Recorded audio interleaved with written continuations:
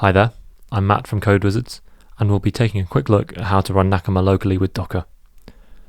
Before we start, this tutorial is going to use Windows 11 with WSL2 and Ubuntu 2204 LTS. Following the installation instructions, you'll want to add the Docker apt repository and install the packages.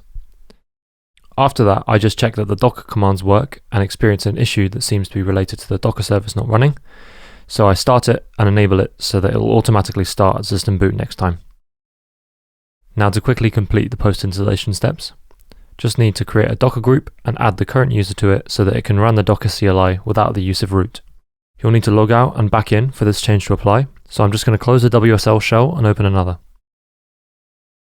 Now that's done and Docker appears to be working, create a directory to house a compose file for Docker, and also the data that will be mounted from the Nakama and CockroachDB containers.